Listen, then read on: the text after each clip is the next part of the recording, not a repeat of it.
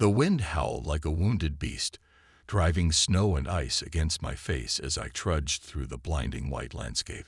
It was late January 2018, and I was in my 11th year as a park ranger in northern Alaska. The vast, untamed wilderness had been my home since my early 20s, and I'd grown accustomed to its harsh beauty and unforgiving nature. But nothing in my decade of experience could have prepared me for what I was about to encounter. My name isn't important, but the story I'm about to tell you is. It's a tale of terror and survival, of creatures that shouldn't exist and horrors that no human should ever have to face. I've kept this secret for years, but the weight of it has become too much to bear. So here I am, a former park ranger, recounting the events that changed my life forever. That fateful day began like any other in the depths of an Alaskan winter. My partner, Liam Thorpe, and I were on a routine patrol, checking for any signs of distress or unusual activity in our sector. Liam was a mountain of a man, standing well over 6 feet tall with shoulders as broad as an ox. His bushy beard was flecked with gray, and his eyes held the wisdom of someone who'd seen more than his fair share of nature's fury. As we made our way through the blizzard, our snowmobiles cutting through the deep drifts, Liam suddenly raised his hand, signaling me to stop. I pulled up beside him, shouting to be heard over the roaring wind. "What is it?" I called out, my words almost lost in the howling gale. Liam pointed to the ground, his face a mask of confusion and concern. "Look at these tracks," he bellowed. "Have you ever seen anything like them?" I dismounted, kneeling to examine the impressions in the snow. My breath caught in my throat as I realized what I was seeing. There, in the midst of this frozen hellscape, were a set of human footprints. Bare human footprints. "This is impossible," I muttered, more to myself than to Liam. The temperature was well below zero, the wind chill making it feel even colder. No one could survive out here without proper gear, let alone barefoot. Yet there they were, a trail of naked footprints leading off into the whiteout. Liam and I exchanged a look of grim determination. We both knew we couldn't ignore this. Someone was out there, probably in dire need of help. Without a word, we fired up our snowmobiles and began to follow the tracks. The trail led us deeper into the wilderness, away from any known campsites or cabins. As we pressed on, the blizzard seemed to intensify, as if nature itself was trying to impede our progress. The world around us became a swirling vortex of white, with visibility reduced to mere feet in front of our vehicles. After what felt like hours but was probably only 45 minutes, we came to a small clearing where the tracks suddenly vanished. Liam and I dismounted once again, our flashlights cutting through the gloom as we searched for any sign of where the trail might have led. That's when we saw it, a figure, hunched and misshapen, standing at the edge of our light's reach. For a moment, I thought my eyes were playing tricks on me, a result of the harsh conditions and poor visibility. But as the figure turned towards us, I felt a chill that had nothing to do with the Arctic air. It was humanoid in shape, but something was terribly wrong. Its skin was pale, almost translucent, stretched tight over an emaciated frame. Its eyes, large and unblinking, reflected our light like those of a nocturnal animal. But what truly horrified me was what it held in its arms, a small, lifeless form that I realized with growing dread was an infant. Liam's voice cut through my shock. "Hey," he shouted, taking a step forward. "Are you all right? Do you need help with the creature?" For I couldn't bring myself to call it human. Tilted its head at an unnatural angle, regarding us with those terrible eyes. Then, without warning, it turned and bolted into the storm, moving with a speed that defied its frail appearance. We gave chase, our training kicking in despite our fear and confusion. The creature led us to the base of a snow-covered hill, where it seemed to simply vanish. As we approached, our lights revealed the yawning mouth of a cave, hidden by the drifting snow. Liam and I stood there, panting, our breath forming clouds in the frigid air. We knew we should call for backup, wait for reinforcements before investigating further. But we also knew that if there was a child involved, every second could mean the difference between life and death.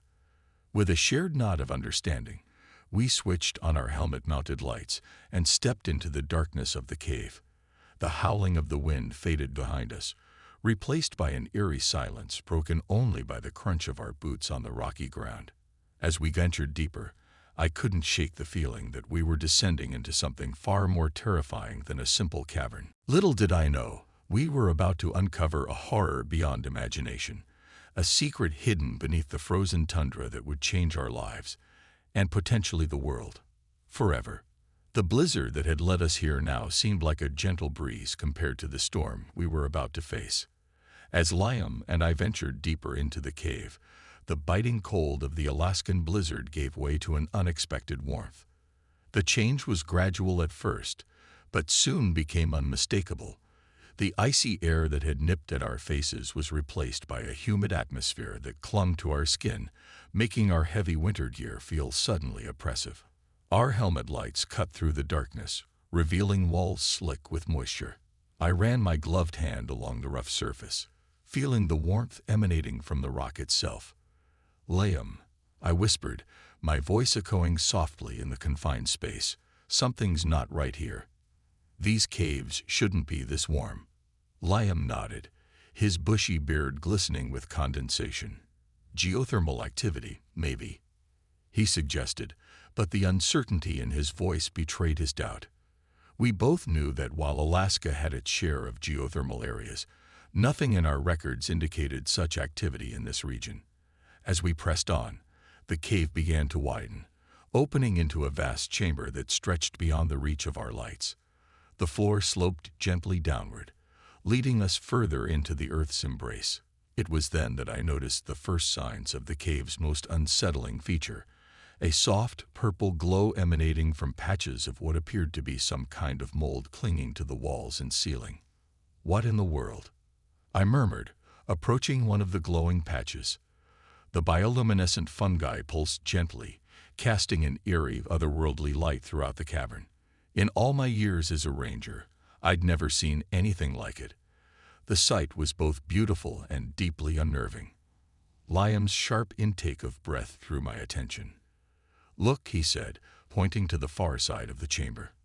There, barely visible in the purple-tinged gloom, was a crude structure that looked unsettlingly like a dwelling. Rough stones had been piled to form walls, with a low opening that could only be an entrance. We approached cautiously, our training kicking in despite the surreal circumstances. As we drew closer, I could make out strange markings etched into the stones, symbols unlike any I'd ever seen before.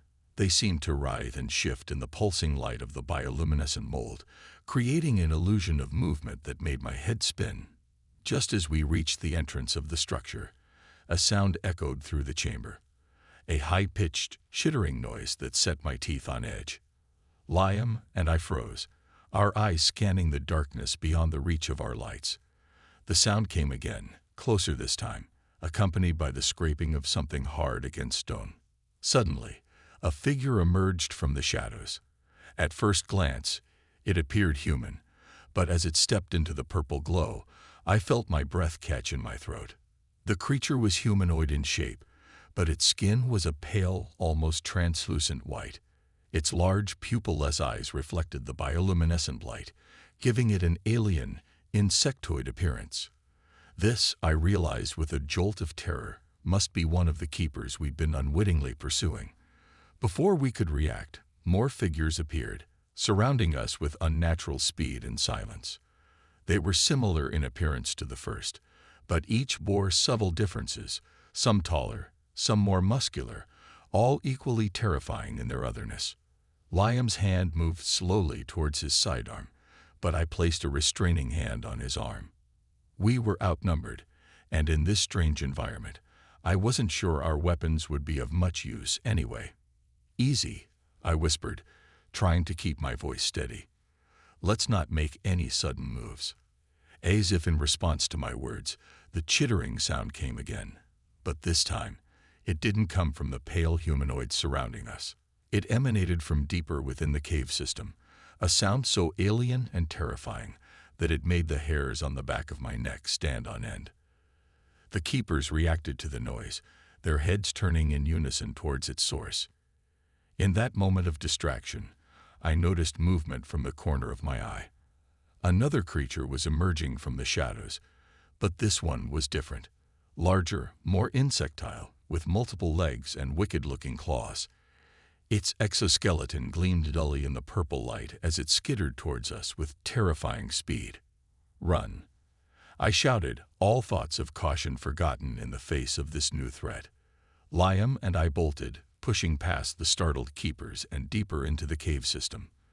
The chittering grew louder behind us, accompanied by the sound of many legs in pursuit. We ran blindly through twisting passageways, the purple glow of the bioluminescent mold our only guide. The warm, humid air burned in my lungs as I gasped for breath, adrenaline pushing me beyond what I thought my body capable of. Suddenly, the ground beneath our feet began to tremble. Small stones clattered down from the ceiling as the tremors intensified. "Earthquake!" Liam yelled, his voice barely audible over the growing rumble. We stumbled as the shaking grew more violent, the cave around us groaning under the strain. A deafening crack split the air, and I looked up in horror to see a massive fissure racing across the ceiling. "Look out!" I cried, but it was too late. With a thunderous roar, the passage behind us collapsed, sealing off our route back to the surface. As the dust settled, Liam and I found ourselves trapped in a small pocket of the cave system, cut off from the world above and surrounded by the unknown horrors we'd glimpsed. The realization of our situation hit me like a physical blow. We were trapped deep underground, in a hostile environment teeming with creatures that defied explanation. The purple glow of the bioluminescent mold seemed to pulse in rhythm with my racing heart as I turned to Liam. His face, illuminated by the eerie light, mirrored the fear and determination I felt. "What now?" he asked, his voice hoarse. I took a deep breath, trying to calm my nerves. "Now," I said, "we find another way out." Little did I know, our ordeal was just beginning, and the horrors we'd witnessed were only a prelude to the nightmares that awaited us in the depths of this underground hell. The purple-tinged darkness of the cave system had become our world. Liam and I had lost all sense of time as we navigated the twisting tunnels, always alert for signs of the creatures we'd encountered. Our supplies were running low, and the constant humidity had soaked through our clothes, leaving us in a perpetual state of damp discomfort. It was during one of our brief rest periods that we heard it, a faint, echoing call that sounded disturbingly human. Liam and I exchanged glances, our exhaustion momentarily forgotten. "Could be a trap," Liam muttered, his hand resting on his sidearm. I nodded, but we both knew we had to investigate. If there was even a chance that someone else was trapped down here, we had a duty to help. Cautiously, we made our way towards the source of the sound, our footsteps muffled by the strange, spongy fungus that seemed to cover every surface. As we rounded a bend in the tunnel, our lights fell upon a figure slumped against the cave wall. For a moment, I feared we'd encountered another of the pale, mutant keepers, but as the figure raised its head, I felt a surge of relief mixed with confusion. It was a woman, dressed in the unmistakable uniform of an Alaska state trooper. "Oh, thank God," she gasped, struggling to her feet. "I thought I was going to die down here." She introduced herself as Officer Evelyn Roth, explaining that she'd been part of a search party looking for us after we'd failed to report in during the blizzard. Something about her story didn't sit right with me, but I pushed my doubts aside. After all, we needed all the help we could get. As we shared our meager supplies with Officer Roth, Liam filled her in on what we'd encountered so far. Roth listened intently, her expression a mixture of disbelief and growing concern. When Liam mentioned the insectile creature we'd seen, the one the keepers seemed to fear, her eyes widened almost imperceptibly. "We need to get out of here," she said firmly. Now, we set off together, Roth taking the lead with a confidence that seemed at odds with her claim of being lost. As we traveled deeper into the cave system, the tunnels began to widen, opening into a series of vast chambers. The bioluminescent mold grew thicker here, casting everything in an intense purple glow that made it feel like we were walking through an alien world. It was in one of these chambers that we made a discovery that would haunt my nightmares for years to come. The room was enormous, its ceiling lost in darkness high above us. But it wasn't the size that took our breath away. It was what filled it. Hundreds, maybe thousands of large translucent eggs were arranged in neat rows across the chamber floor. What in the name of all that's holy? Liam breathed, his voice barely a whisper. We approached the nearest cluster of eggs, drawn by a morbid fascination. Through the semi-transparent shell, I could make out the vague outline of something curled inside. Something with far too many limbs to be human. Suddenly, Liam let out a strangled cry. I turned to see him clutching his arm, his face contorted in pain. One of the insectile creatures we'd seen earlier, a necrophore, as I would later learn to call them, had seemingly materialized out of nowhere, its wicked claws buried deep in Liam's flesh. What happened next was a blur of violence and terror. I fired my weapon, the sound deafening in the confined space. The creature released Liam, skittering away with unnatural speed. But the damage was done. Liam collapsed, his breath coming in ragged gasps as blood seeped through his fingers. As I rushed to Liam's side, I became aware of movement all around us. More necrophores were emerging from hidden crevices, their chitinous bodies gleaming in the purple light. We were surrounded, with no clear path of escape. It was then that Officer Roth did something that shocked me to my core. Instead of drawing her weapon, she stepped forward, raising her hands in a gesture that seemed almost reverential towards the approaching creatures. "Wait," she called out, her voice ringing with authority. The necrophores paused, their antennae twitching as if in response to her command. Roth turned to me, and in that moment, I saw the mask of the helpless officer fall away. Her eyes were cold, calculating, as she reached into her pocket and withdrew a small device I didn't recognize. "I'm afraid this is where our paths diverge," she said, her tone matter-of-fact. "I'm not with the state troopers, CIA. We've been monitoring this site for months, waiting for the right moment to acquire samples." She gestured at the eggs around us. "Do you have any idea of the potential here? As a bioweapon, these creatures could revolutionize warfare." I stared at her in disbelief, my mind reeling from this betrayal even as I tried to stem the flow of blood from Liam's wound. "You're insane," I spat. "These things are too dangerous to control." "Look what they did to Liam." Roth's expression hardened. "Collateral damage," she said coldly. "I'm sorry, but I can't let you leave with knowledge of this place. The necrophores will take care of you. They're quite efficient at disposing of bodies." As she turned to leave, Liam surged upward with a roar of defiance, tackling Roth to the ground. "Run," he shouted at me, his face pale with pain and determination. "Find a way out. Tell people what's down here." I hesitated for a split second, torn between helping my partner and heeding his words. But as the necrophores closed in, I knew I had no choice. With a last, anguished look at Liam struggling with Roth, I turned and ran, plunging deeper into the unknown depths of the cave system.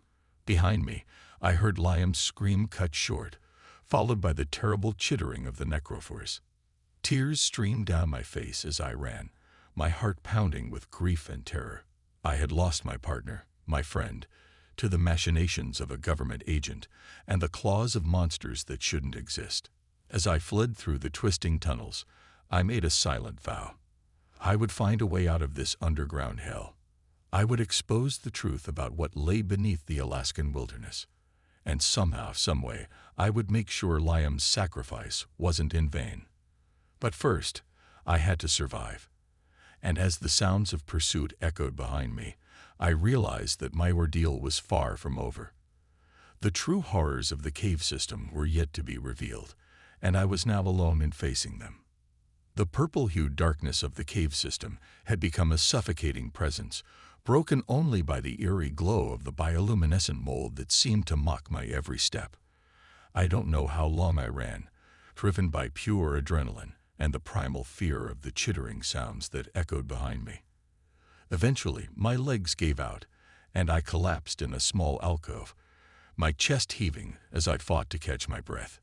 As the immediate panic subsided, the full weight of what had happened crashed down upon me.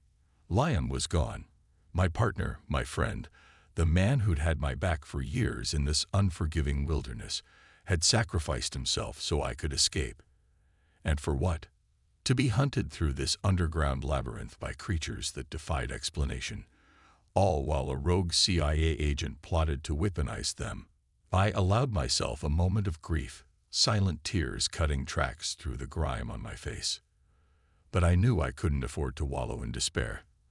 Liam's last words echoed in my mind. Find a way out. Tell people what's down here. I had to honor his sacrifice by surviving, by exposing the truth. As my eyes adjusted to the dim light, I took stock of my situation. My supplies were running dangerously low. A half-empty canteen, a few energy bars, and my sidearm with a limited amount of ammunition. My radio had been damaged in the chaos, rendering it useless. I was truly alone, cut off from any hope of outside help. I forced myself to my feet, wincing at the various aches and pains that made themselves known. As I prepared to move on, a sound caught my attention. A faint, rhythmic dripping. Water. In that moment, I realized just how parched I was, my throat raw from running and breathing the warm, humid air of the caves. Cautiously, I made my way towards the sound, alert for any sign of the necrophores or the pale, mutant keepers. The passage opened into a small grotto where a thin stream of water trickled down the rock face, collecting in a shallow pool. I approached warily, half expecting the water to be some kind of alien trap. But my ranger training kicked in, reminding me that in a survival situation, water was life. I cupped my hands and brought the cool liquid to my lips, nearly groaning with relief as it soothed my parched throat. As I refilled my canteen, I caught a glimpse of my reflection in the pool's surface. The face that stared back at me was haggard, streaked with dirt and blood, eyes wild with a mix of fear and determination. I barely recognized myself. A sudden movement in the water's reflection made me whirl around, my hand flying to my weapon. There, at the edge of the grotto, stood one of the keepers. It regarded me with those large, unsettling eyes, its pale form seeming to glow in the purple light. For a long moment, we stared at each other, neither moving. Then, to my utter shock, it spoke.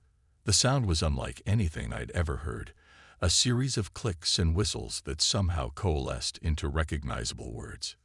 You, not like others, it said, its voice carrying an otherworldly echo. Why you here? I swallowed hard, my mind racing. This was unprecedented. In all our encounters, the keepers had never shown signs of being able to communicate. Cautiously, I responded, I'm lost. I'm trying to find a way out. The keeper tilted its head, an unsettlingly human gesture. No way out, it clicked. All serve the necrophores. You serve or die.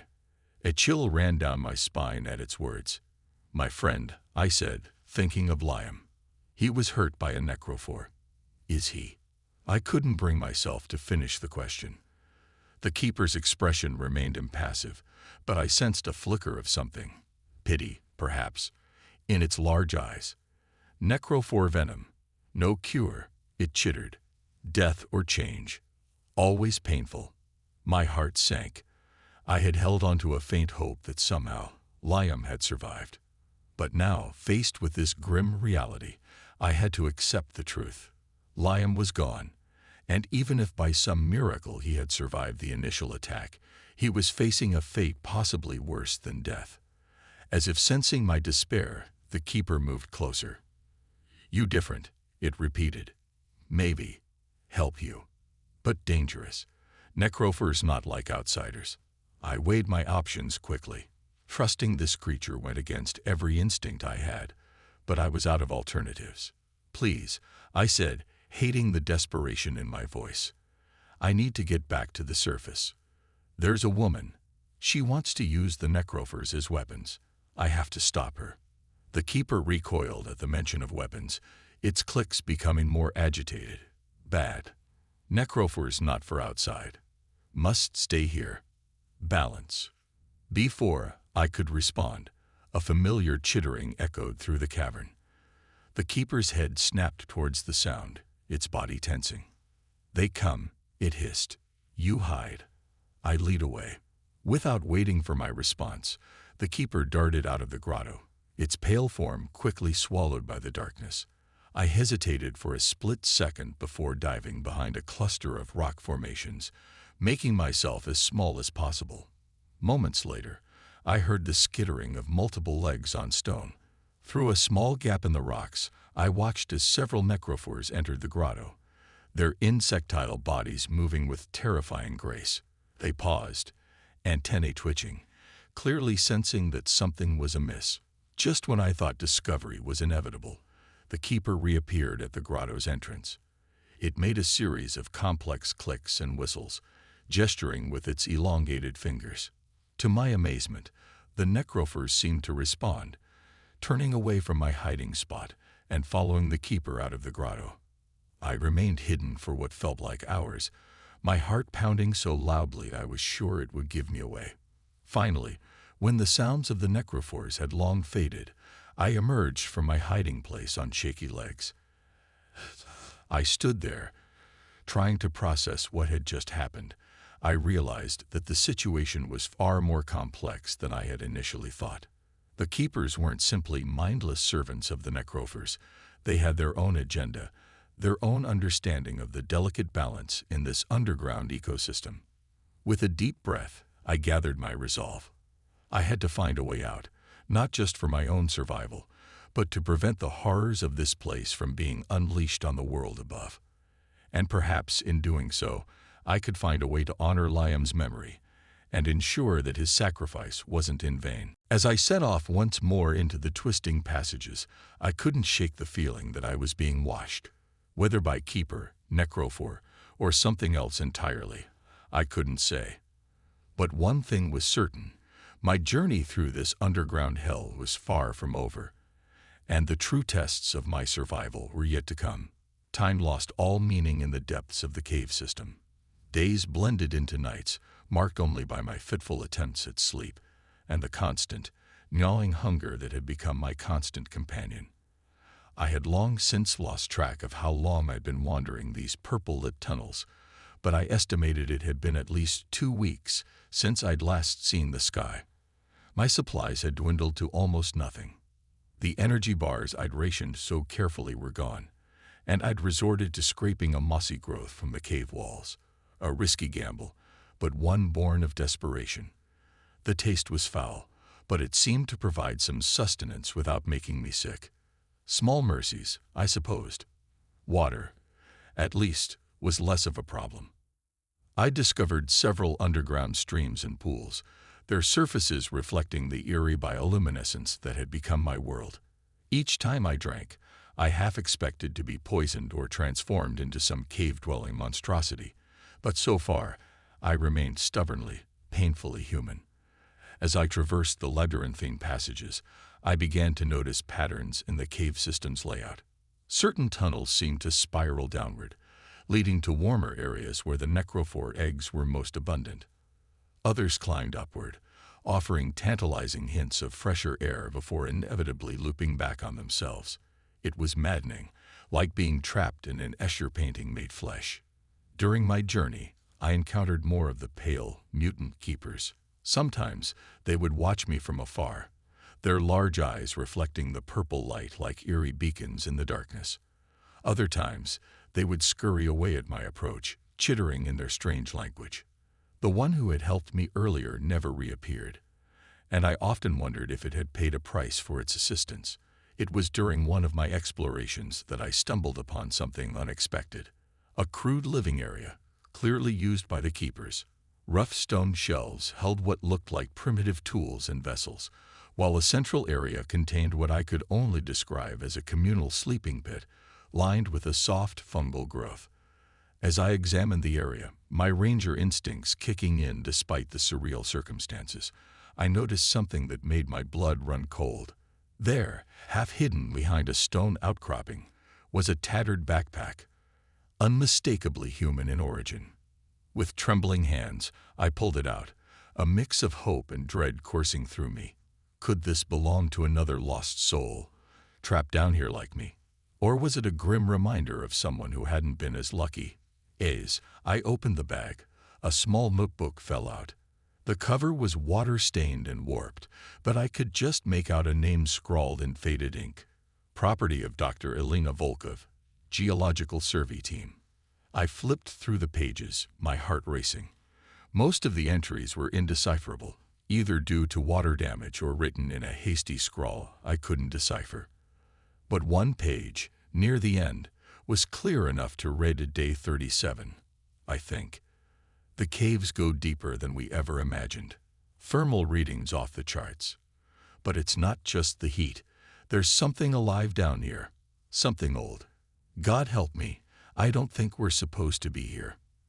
The entry ended abruptly, a long ink streak trailing off the page, as if the writer had been suddenly interrupted. I shuddered, imagining what might have happened to Dr. Volkov and her team. As I continued to search the backpack, my hand closed around something metallic. I pulled it out, barely daring to hope.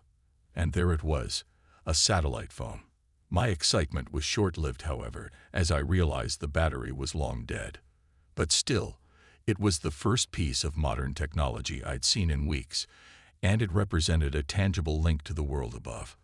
I pocketed the phone, knowing it was useless without power, but unable to leave it behind.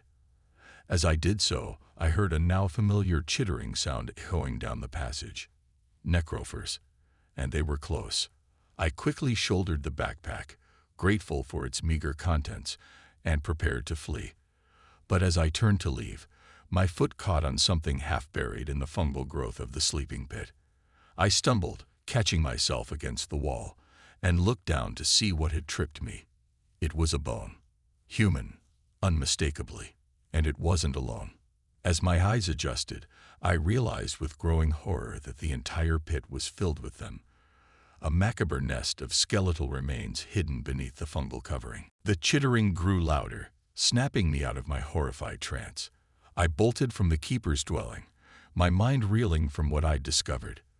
The bones, the backpack, the ominous journal entry, they all painted a chilling picture of what might await me if I couldn't find a way out of this underground hell.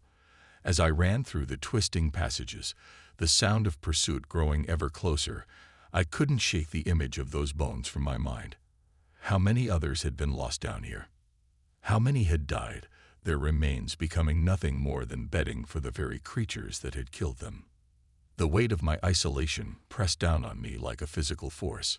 Liam was gone, likely dead or worse. Officer Roth, if that was even her real name, was out there somewhere, plotting to weaponize the horrors of this place. And I was alone, armed with nothing but a dead satellite phone and the desperate hope of finding an escape. But as the sounds of the necrophers faded behind me, I steeled my resolve. I might be alone, but I was still alive. And as long as I drew breath, I would keep fighting, keep searching for a way out. Not just for myself, but for Liam, for Dr. Volkov and her team, and for all those who had been lost to the darkness of these caves. With renewed determination, I pressed on into the purple-tinged gloom, the rhythmic drip of water and the soft pulse of the bioluminescent mold my only companions. The journey ahead would be long and fraught with danger, but I had no choice but to face it. After all, what other option did I have in this lonely, terrifying abyss? The constant purple glow of the bioluminescent mold had long since ceased to be a novelty, becoming instead a maddening reminder of my underground prison. I'd lost all sense of time, my waking hours blending into fitful periods of sleep, always alert for the sound of skittering legs or the eerie clicks of the keepers. It was during one of these restless moments of half-sleep that I heard it. A sound that didn't belong in this alien environment. A human voice, speaking in rapid, hushed tones. For a moment, I thought I'd finally cracked, my mind conjuring auditory hallucinations to cope with the isolation. But as I strained my ears, the voice became clearer, unmistakably real. Cautiously, I crept towards the source of the sound, my hand resting on the butt of my sidearm. As I rounded a bend in the tunnel, I caught sight of a figure hunched over what looked like a makeshift workstation. The purple light glinted off various pieces of equipment I didn't recognize, and in the center of it all stood a man I'd never seen before. He was tall and lean, with a shock of gray hair that seemed to glow in the eerie light. His clothes were tattered and stained, but I could still make out patches on his jacket. Cyrillic letters I couldn't read, but recognized as Russian. I must have made some small noise because the man suddenly whirled around, a look of wild panic on his face. "Who's there?" he called out, his accent thick and unmistakably Eastern European. "Show yourself slowly." I stepped into view, my hands raised to show it wasn't a threat. "Easy," I said, my voice rough from disuse. "I'm not here to hurt you. I'm lost, just like you." The man's eyes narrowed, suspicion evident in every line of his body. "Lost? No one gets lost down here. Who are you really?" "CIA. FSB." I shook my head, fighting back a bitter laugh. "Park ranger," I said. Or I was before all this. I gestured vaguely at our surroundings. "My name's, names." The man cut me off sharply. "Names have power here. Call me Victor if you must call me anything." I nodded, deciding to play along with his paranoia for now. "All right, Victor. What are you doing down here? And what's all this equipment for?" Victor's eyes darted nervously between me and his workstation. "Research," he said after a long pause. "The necrophores. They're unlike anything we've ever seen. Their venom, their reproductive cycle, it could revolutionize medicine, warfare." He trailed off, a feverish light in his eyes. A chill ran down my spine as I remembered Officer Roth's words about bioweapons. "You're trying to weaponize them," I said, my voice flat. It wasn't a question. Victor's face twisted into a grimace. "Not weaponize. Understand. Control. These creatures, they're too dangerous to be left unchecked. But if we could harness their power—" "We," I interrupted. "Who's we, Victor? Who sent you down here?" For a moment, I thought he wouldn't answer. Then, with a defeated sigh, he slumped against his workstation. "I was part of a Russian research team," he admitted. "We'd heard rumors of strange creatures in the caves. Our government wanted samples." I felt a surge of anger. "Do you have any idea what you're dealing with? These things aren't just animals you can cage and study. They're intelligent, organized, and they're lethal." Victor's eyes flashed. "You think I don't know that? I've been down here for months. I've seen what they can do. I've lost everyone." His voice broke on the last word, and for a moment I saw past the manic researcher to the terrified, isolated man beneath. Before I could respond, a familiar chittering echoed through the tunnel. Victor's head snapped up, fear etched across his features. "They're coming," he hissed.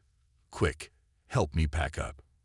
We need to move." I hesitated for a split second, torn between my instinct to flee and my curiosity about Victor's research. In the end, self-preservation won out.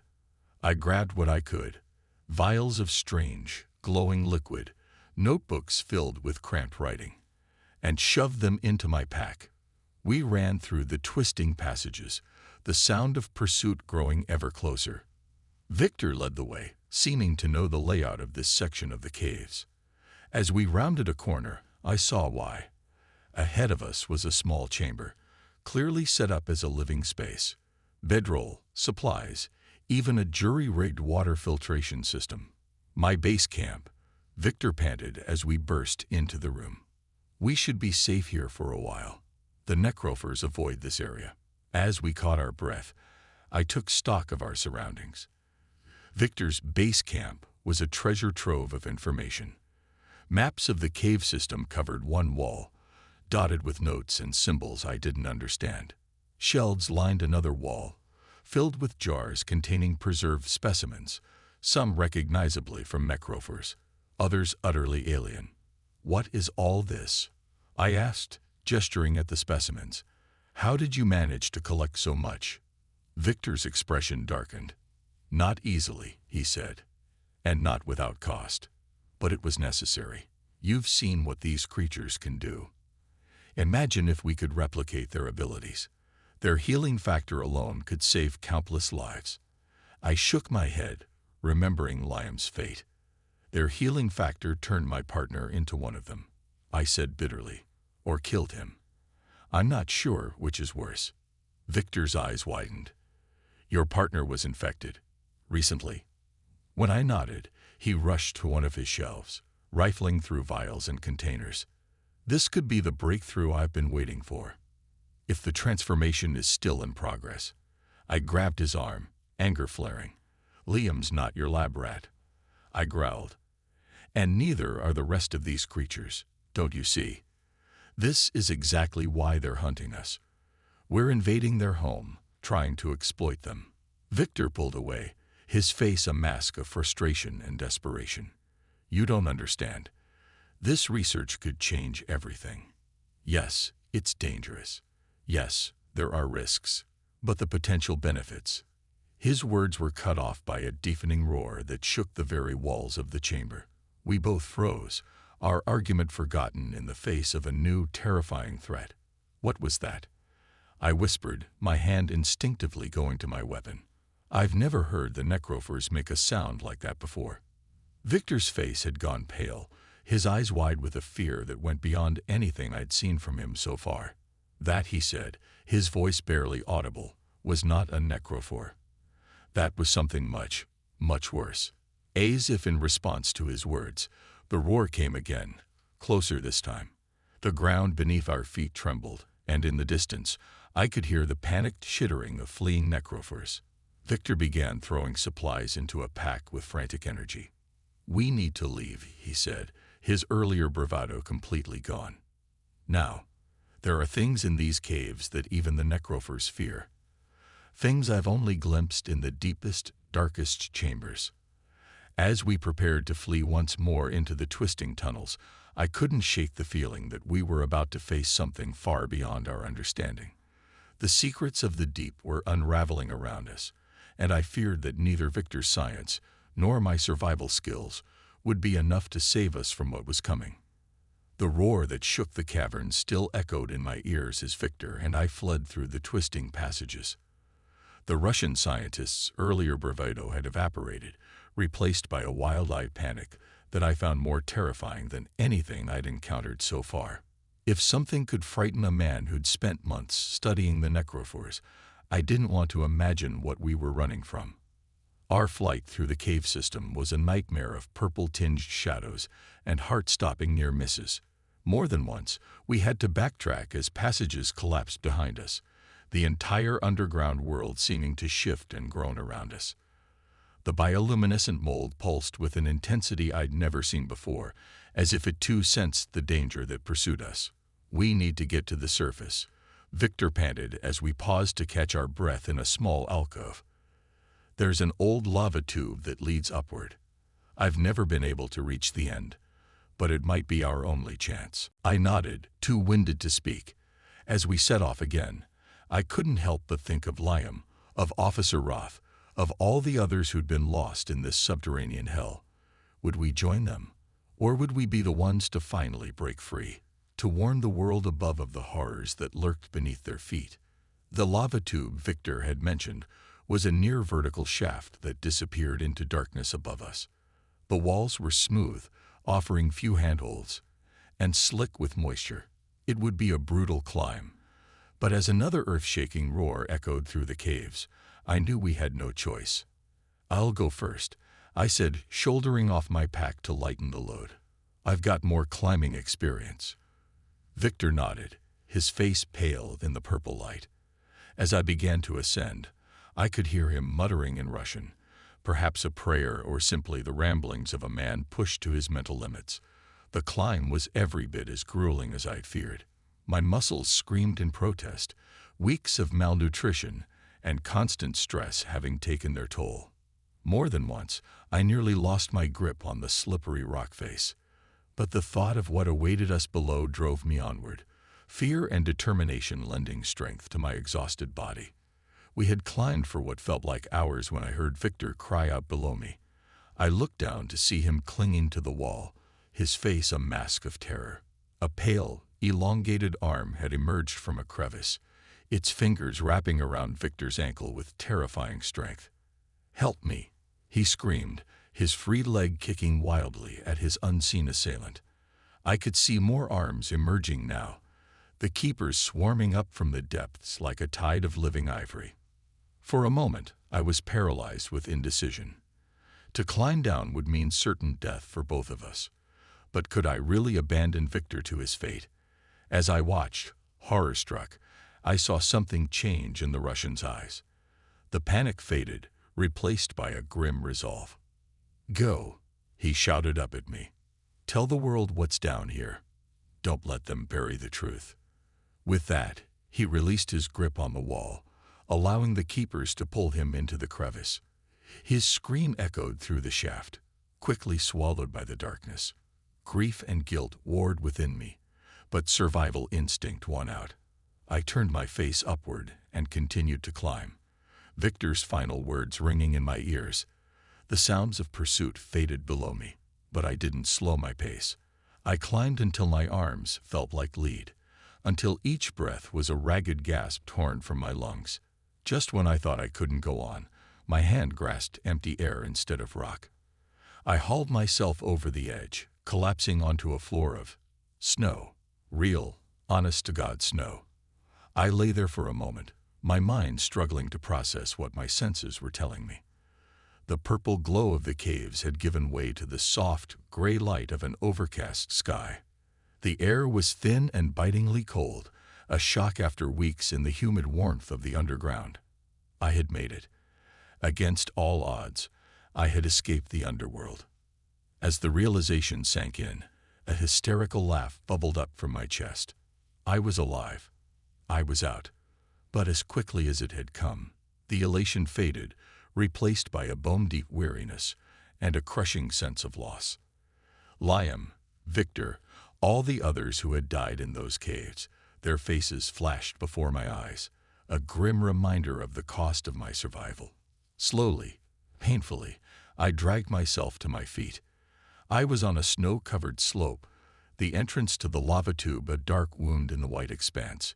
In the distance, I could see the faint outlines of mountains, their peaks shrouded in mist. I had no idea where I was, how far I traveled underground.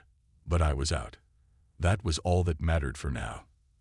As I took my first stumbling steps away from the cave entrance, I heard it again.